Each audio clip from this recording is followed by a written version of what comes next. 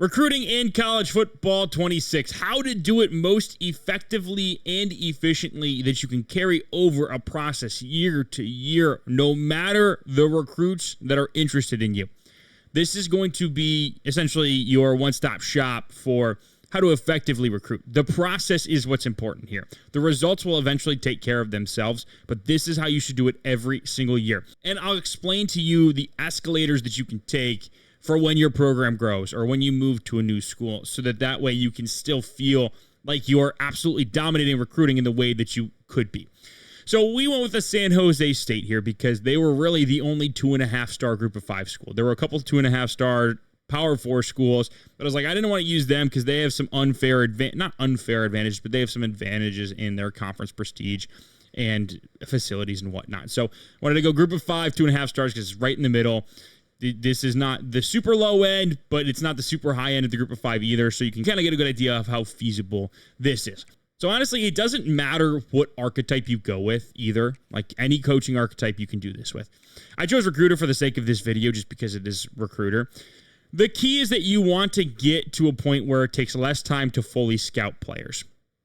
And I'll explain why this is going to be important later in the video. So I'm just going to lock the first tier for all of these positions. So when you set up your initial board, it is super important that, we already have guys interested that are 4 stars, that you cast a super wide net and figure out what players you want to go after.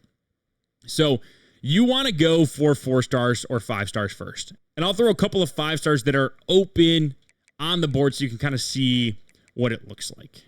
Playing time's a big one. We can offer that. So we're going to focus on guys that we can go after. Playing time is going to be your big one. If you're a small school, get guys that have playing time as their deal breaker because they will play at your school. Then you want to just go to 4 stars, filter anyone that's interested in you. Any 4-star that's interested in you, throw them on the board. And then you can start going to positions. So, if I want to go to quarterback, see what 4-star quarterbacks are available. Anything that is in a pipeline too is going to be big because it's going to give you additional points. There's only one. He's not, we do not have the deal breaker for him, but we do have a deal breaker for Thomas McGinnis. He's a dual threat quarterback. And then we want to go to the running back position. Like, this is how you're going to just go through. You pick players that are in your pipeline. So we got Keontae Alba, who's the East-West playmaker, and then Julius Reeves, who's an elusive bruiser. Obviously, it helps that I'm in a state like California, but you should do this for wherever you are. If there's a pipeline that you can get, go to the pipeline. Like, that is going to give you additional points that you wouldn't otherwise have. So we've got a board of 27. I'm going to stop there just for the sake of the video. But now, what you want to do is figure out your top however many guys you can go after. So the way you're going to determine how many guys you can feasibly go after is take the hours that you have in season and divide by 50 because you can spend a max of 50 points on each player. This is super important because the one thing that you cannot do is waste any time going after these top guys because there will be competition for them more often than not. So you can give them all scholarships, scout them, do whatever you want. Now, after you've done that, you're going to simulate to the next week. You don't even have to worry about anything else. Like, it is wide open. And we've already got a guy who's in the top 8, and then we're number 3. So there's a couple other guys going after him. Now you start to get an idea of who is going after who and who's not. The key to understand here is that these bars you see are simply just from scholarships, right? That is just simply them offering the scholarship. There's nothing else going on behind that. I have 500 hours, which means I can go after 10 guys. That is another quintessential thing to understand. And so there are a couple guys on here that I'm just not even going to go after because there are too many teams that are interested in them. A good rule of thumb that I have is that if there are more than 4 scholarships that you see in the top 9, take them off your list, especially if you're a smaller school. But anybody that has less, like this guy, Deron Labino, there's no way that I'm going to be able to compete with these teams. All of them have offered them scholarships, so I'm going to take them off. So you do that to your board. But you'll see there are guys who don't even have scholarship offers in their top 9. These are things that you can take advantage of. So anybody that has more than 4, I'm taking off. There is a caveat.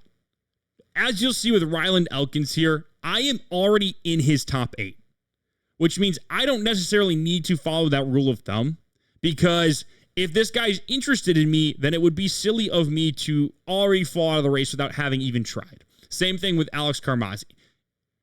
If you want to drop out because you have other options, that's fine. But if this is a guy that you really want, then you can go after him if you're already in the top 8. If you're not in the top 8, I'd cut your losses. Like this guy, I'm number 10. I don't think it's worth it, right? For me to be able to get into his top 8, it's a lot.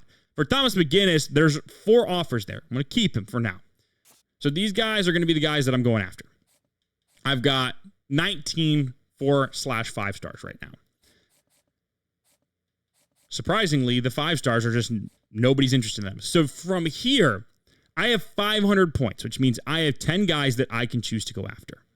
How you decide to do that is completely up to you. You may decide for these guys, maybe there's too many other offers on the board. I'm going to pull out and I'm not going to give them offers. That's how I'm going to handle it.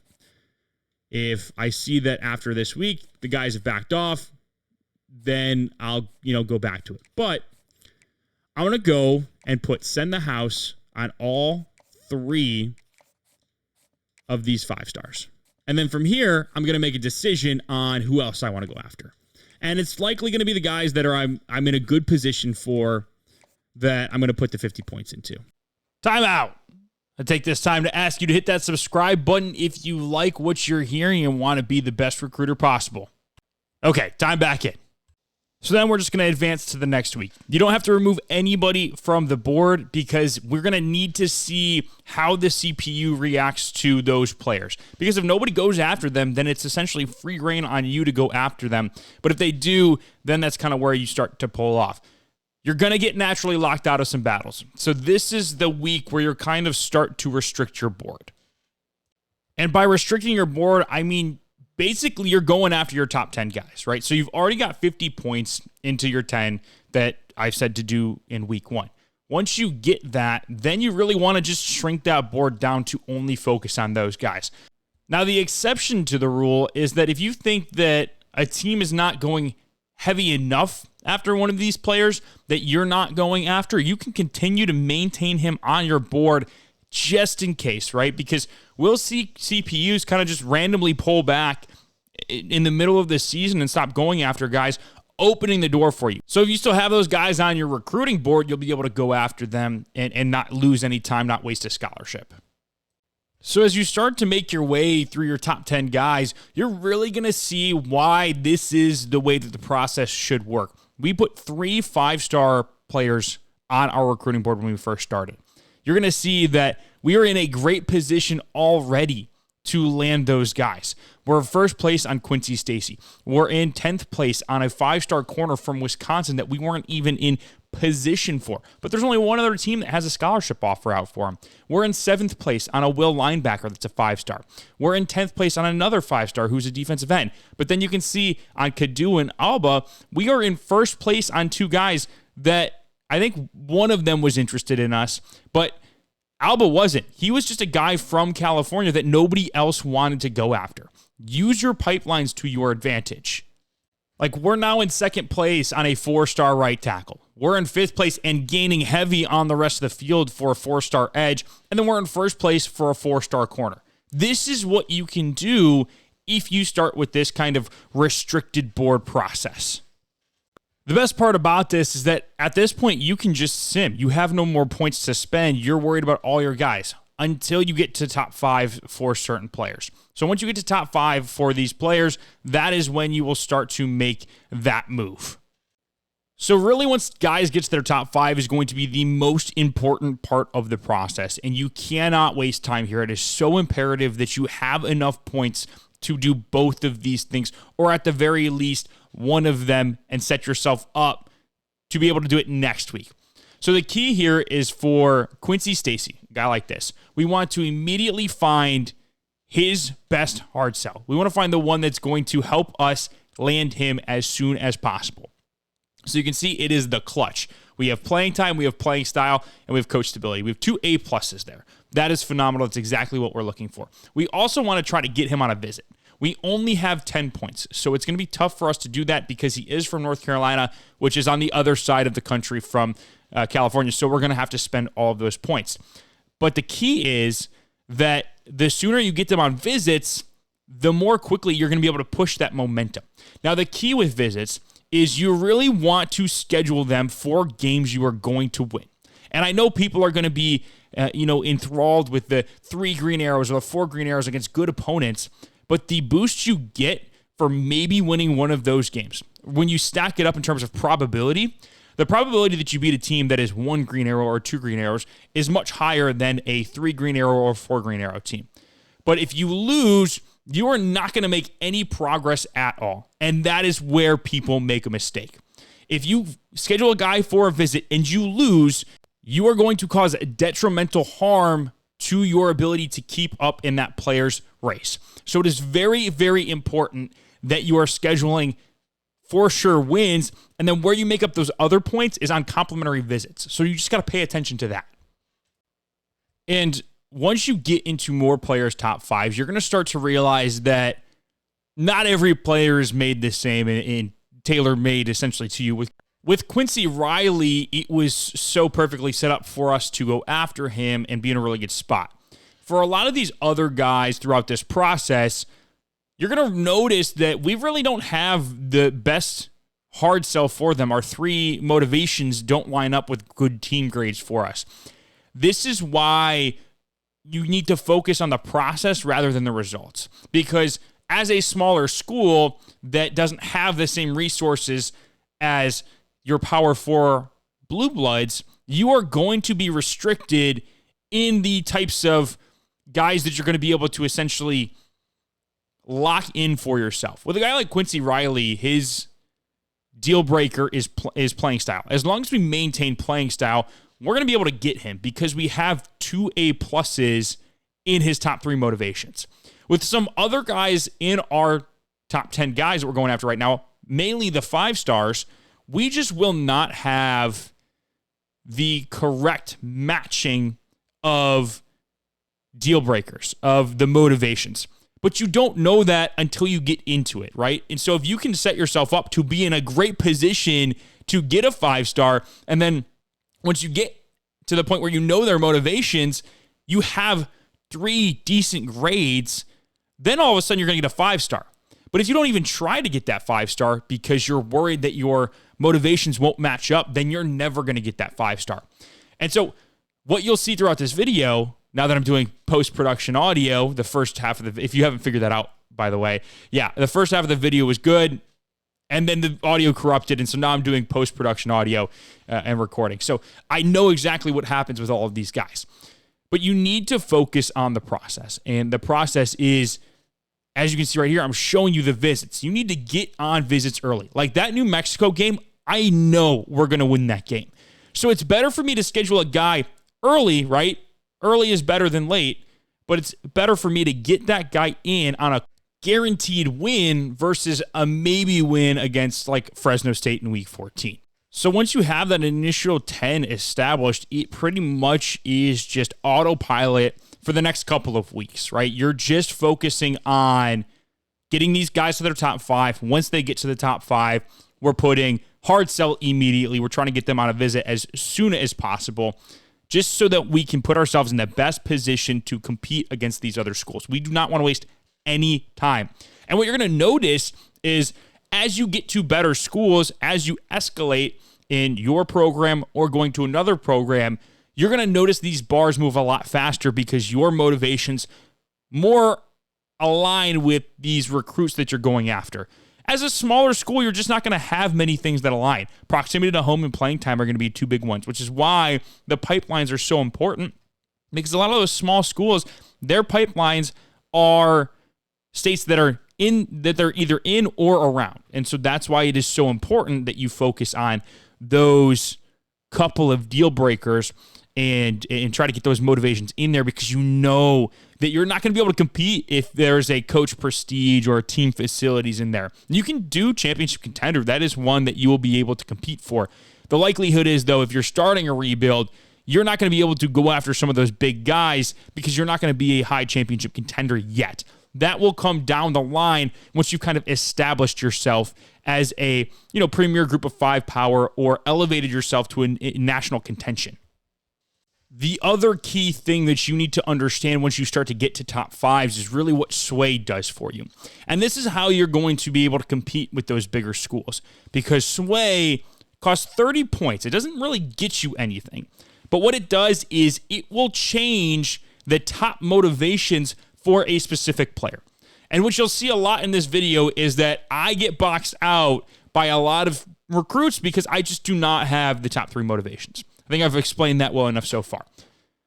Sway is a tool that you can use to give yourself a chance in the race. So how Sway works is that if you have one correctly matched deal breaker or motivation, you have a small percentage chance of flipping that player's motivations to include 2 more of your green check marks. If you have none, then it's going to be nearly impossible to do so.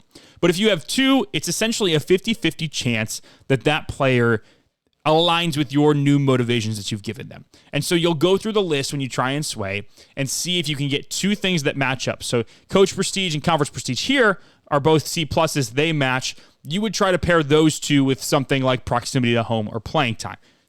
Unfortunately, there's no motivation pitch that deals with all 3 of those things, or either option. So you're kind of SOL there. But that is how Sway works. If you can get the guy to add that motivation and include that in his top 3 or top 4 at this point, then it gives yourself a fighting chance. Because if you're doing a hard sell, those letter grades really matter once you get over a 20-point threshold. If you haven't watched Max Plays College Football video on how this threshold works, is super, super important for once you get to the top 5 recruiting, and understanding it is massive. I'm going to link it down in the description below because it is really one of those great videos that, a newer YouTuber has done in the college football, 26 space. And it is phenomenal what he was able to find. Essentially, all of the letter grades have a point total that they add to. And if that point total is greater than 20, you have a really good shot at being able to get a large chunk of momentum every single week with that pitch. If it's at 19 or 20, you're kind of in a gray zone. It doesn't really matter. If it's less than 19, then you really shouldn't be wasting your time on the hard sell, because it's not giving you the returns that just sending the house would. So that is a key thing that you need to understand when you're doing your hard sell and trying to figure out if Sway is what you need to do. Because Sway would give you an opportunity to go from, say, a 15 or 16 points to maybe a 23 or 24 if you're able to add an A+ into, or even, a B+ into your 3 motivation grades. So your next key step in the process is, once you get to week 5, you need to go back to the prospect list and see if any 4 or 5 stars have slipped through the cracks, because I promise you there are some that have. As you can see, look at all the 4 stars right here that have 0s next to them. Now, we are deal breaked out, and so we can't really do anything about that, but you will go and look for guys that fit into your board and your deal breaker that are also not being heavily recruited. So a guy like Jeff Abraham, he does have a scholarship, but that is just Nebraska, and Nebraska is not going hard after him, so add him to your board. These are guys that are not being heavily recruited and are going to help you build your program into something that resembles a national powerhouse. You need these types of guys. So you're going to go and look through. Now, you can even do this in week 4 if you feel like you've got a good grasp. The reason why I waited until week 5 in this specific instance is because I didn't have 50 points yet until this moment. Now, I can go after one of these guys. Now, once you've added that player back to your board and you have your 10 players, you will repeat the same process with him that you have your other 9 players. So the reason why that we've added him is because Quincy Stacy has locked us out, so we have those extra 50 points. But now we're going to go through and really focus on making sure that everybody has their 50 points. That's including the hard sell. And then the 10 points for DMing the player. You always want to make sure that your player has the max amount of points, which means that once you get to a program that has coordinators, or you get to a point that you can have more hours put on a player, you need to put max amount of hours on a player, because it's going to allow you to get to that player's committed stage quicker and add to the board later on. So once you get past week 5, you kind of follow that wash, rinse, repeat cycle until about week 10. During this 5-week period, your sole focus is getting the guys on your board and doing everything you possibly can to get them committed. That is visits, that is hard sell, that is using sway. At this point in this 5-week period, you will also start seeing guys commit. But all the while, you are still going in and adding 4-star players that are not being recruited, because it'll give you the opportunity, if you have 10 points on a player, you take those 10 points off, you go give a scholarship to that 4-star that you just added to your board. And then you're in kind of their, top 10. And then you start getting momentum because your scholarship is there. So it's super important that week to week, it may seem super redundant, it may seem super boring to not really play, this cat and mouse chess game with some of these players. It is cut and dry. You do this, you will see the results. And you'll see at the end of the video, as San Jose State, I got a really good class of incoming recruits. As you continue to grow your program, you'll start to have more resources available to continue to build out your pool of classes. Week 10 is when things start to change. So we're just going to fast forward right there. As you can see, we've been locked out of one of our 5-stars. We're in not a great spot for the other 5-star. We're eventually going to pull ourselves out of this race just to get 50 more points to use elsewhere. But as we scroll down the list, you see we're in Deontay Vaughn's number 1 spot right now. We're in first place in a lot of other guys, but as we scroll down, you can start to see we've got 2 commits. And now Quincy Stacy has allowed us to be back in his good graces, and we're going to try and get him to commit. So we're going to bring him in on a visit, and we're going to try and, get as much momentum as we can. But we're in a good spot on our other 4-stars. At this point, you are going to start to build out your board. And this is super important because with wear and tear, you need depth at all of your positions. You can't afford to not have at least 2 or 3 deep at each position, because your guys are going to get hurt. They're going to rotate in and out during games. They're going to have natural ability decreases when they get hurt. And so you want to be able to effectively avoid that as much as possible. Once you get to week 10 is really when you want to start adding 3-stars to your board, maybe even in week 9. As you can see, I already kind of did so here. But the key to adding these players is to go to the 3-star tab and filter by the no scholarships. The same thing we did with the 4-stars earlier in the season. You want to do that with 3-stars. You are going to find so many 3-star players at every position that you need that will not have anybody giving them a scholarship. They will be essentially wide open for you to get. That is the key to all of this, is that the reason why you don't want to focus on 3-stars early is because there is such a large pool still available to you late in the season that you're wasting your time going after them early in the season, because those players are not really good enough. Even the 3-star gems are not good enough to make that big of a difference to your program. Those 4 and 5-stars are. Even if those guys, maybe not 4-star busts, but even if the 5-stars are busts, they are still going to be a massive, massive improvement over anything you have on your roster. That is why it is so important to do it this way. Those 3-stars, for the most part, are going to be hit or miss. And we really shouldn't focus on getting as many good ones as possible, because we're bringing in a hefty amount of 4 and 5-star talent. So if we can just get a large amount of 3-stars, some of them are going to hit. Not all of them are going to be bad. And so what I would have done differently, and what I'm going to tell you to do differently, is once you get to that point, don't even worry about scouting those players unless you have a large point pool to pull from. But as a San Jose State, we have 500 points.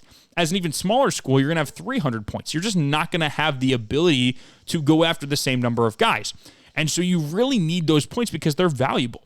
And those points are going to go towards these 3-star players. The best part is you don't even need 50 points for them. You can put 25 points on them and get in a good spot to be in their top 8, their top 5, their top 3. That's all it takes. If there are some that you really want, that's when you can put 50 into them. If you just want to get them committed to build out that depth, put 50 into them. There's a little bit of wiggle room once you get to this point into how you attack the 3 stars. From experience, I would say put 50 points in them if you can. Just because it's with the 3 stars, the more points you put into them, the more quickly they will commit and the better you'll be able to round out your entire recruiting class. A good recruiting class, and you even see it with a lot of schools in actual football, in actual college football, they don't only have 4 and 5 star talents. Now, a lot of the big schools, like your Oregons, your Alabamas, your Georgias, they might only really have 4 or 5 stars. But a lot of those like middle schools, even your Ohio States and Michigans, they have 3 stars rounding out their recruiting classes. They are good players and they are good depth that you are going to need at some point. And hell, they could even be better than some of the 4 stars you get. But you need to have, especially with the transfer portal this year, you need to have a good depth of class every single year because guys are going to leave. That is just the simple factor that guys are going to leave and you need to have people to replace them. Even if they're not great, you need to have guys that can come in and replace them. And so you're just going to continue to do that same thing. You're going to add 3 stars, take 3 stars off, all the while focusing on your 4 and 5 stars that you're currently going after. So you can see right here, it took us all the way to the offseason to get Deontay Vaughns, but we would eventually get him. He would be the 1 5-star that we could go at, that we could get from our original 3. If I did not go after him, and he's from Wisconsin, this isn't even a guy that's from California. I was just like, okay, this is an open 5-star. Let me try to go after him. And he was one of the best players in the country. And he chose to go to San Jose State because I put in the time and effort early to go after him and really made a consistent effort to go after him. And I did not have a good top 3 motivations that matched his. I just stayed in it long enough. And I just went after him when nobody else would. So you can see we've done a really good job of filling out our board with those 4 stars. Look at that. Look at that 4-star list that we got. As freaking San Jose State, we pulled in 8 4 stars by the end of the year. Now, where we struggled is with the actual depth of the class, and this is why I told you to just get as many 3 stars as you can, and those points you're spending on scouting are super valuable. It might not seem like a lot. Oh, it's just 30 points to figure out if this guy is good or not. Well, those 30 points could have been used to add, another 10 players to your board and really build out the rest of your class and add depth. So I ended up finishing, and I'll show you in a second, but I ended up finishing with a 16-person class in total, which not great, right? Like there are other teams, in the recruiting rankings that only brought in 16 recruits. But they also hammered the transfer portal. This was not a transfer portal video, so I didn't really focus on the portal as much. I just focused on the high school guys I was doing. But now you can see I'm putting 50 points in all the 3 stars. This is what I should have been doing early on with those points instead of waiting so long because it just took forever for me to build out that roster, right? That class that I was making. And so at this point, you're going to do the same thing that you were doing the entire season, right? It's during the off season, you have more points to choose from, which means you have more players to go after. You're going to go after them the same way that you would if it was the regular season. You want to put 50 points in them. You want to get them on visits as soon as possible. You want to hard sell them as soon as you can. You want to sway if you can. You have 4 weeks to get these players to your number 1 spot on their board. And that is the best thing about this recruiting process is that you just need to be number 1. They don't actually have to be committed to you before National Signing Day because on National Signing Day, if you've offered them a scholarship and you're number 1 on their board, they are going to commit to you and your team. And so as long as you put yourself in a good spot to be number 1 and don't really have anybody to compete with, then you can focus on going after other guys. And so what I would say is once you get to like a top 3 with a lot of these 3 stars, and you're the only team going after them, pull those points off and go after other 3 stars because you're going to get that person to commit by the end of the season. It's not a necessity that you need them to commit right away. And so that is how essentially you would build out your recruiting class. And I want to show you the results of what this process can get you. And because I know a lot of people are the results-oriented type people, it's not so much about the process, about, hey, what did it get me? I'm going to show you that. But I really want you to focus on the process to get here, because this is replicable. It is every single season, no matter what school you're at, you will be able to do this. Will you have the same success every single year? No, because you're going to have a different generated recruiting class that is going to have different motivations, that is going to align with you differently, that is going to have pipelines that might not be great for you than the class you previously had. So the results are a little RNG, but the process will put you in a great position every single year. So this is the class. We got our 5-star corner in Deontay Vaughns. We get Sam Hearns. We got a bunch of other 4-star players. Then we also added some 3-stars as well, right? We didn't do a great job adding 3-stars, as I've already explained, because I wasn't smart enough in terms of going after these guys. And you can see a guy like Matthew Coleman didn't end up committing anywhere because the number one on his roster, on his top 10, did not offer him a scholarship. If we'd gotten to his top 10, he would have, if we've gotten to his number 1, he would have committed to us. So here's where we rank overall in terms of the top classes. It is nothing insanely special. We were 27th overall. We did bring in a 4-star transfer, or was a 3-star transfer, to give us 17 total recruits. But you can see we added a 5-star. We had 8 4-stars. 8 4-stars for a group of 5 program is more than any other group of 5 program by a decent amount. And as you can see, I'm filtering right now, and we go down. Georgia literally added 32 4-stars to their class of 33. This is overall. So this is including transfers and regular recruits. Now you see it was 30 for actual recruits, and they only added 2 transfers, which is absolutely insane. But those bigger schools are going to add a lot more 4-stars. But you can see, look at that. 13th overall. That is 13th overall in recruiting class. That is what this process gives you. And it was 8 4-stars that I recruited. And I only got 16 guys. Again, if I was smart about it, I would have just added 3-stars, not caring how good they actually were, because it would have given me an even higher class. But that is the process that I'm talking about. Those are the results that you can get. Again, for smaller schools, it's going to be a little bit different. But for big schools, you're going to be able to essentially take over recruiting and be the best recruiter in the game. And now I want to show you exactly what these players looked like that I was able to sign. So this 5-star corner I added is a 78 overall elite dev trait. Nobody wanted him. And now he's on my team. My best corner, probably one of my best players. He's set up to be a 3-year player for us and be a phenomenal athlete, phenomenal cornerback.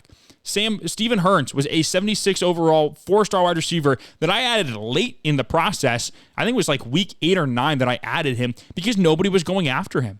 And even still, the first couple of weeks he was on my board, I didn't go after him. And he was a 78 overall and is going to be a key contributor to my team. These are the things that you're missing out on by not using this exact process. And I want more people to understand, hey, if you want to do a quick turnaround, this is exactly how you got to do it. This is the ultimate recruiting guide that is going to put you, if you're in an online dynasty, if you're in an offline dynasty, it's going to put you at the top of all of your recruiting classes year in and year out. And I want people to take advantage of it. That is all I have for you today. Thank you guys so much for watching. Hope you enjoyed. Catch you on the flip. See ya.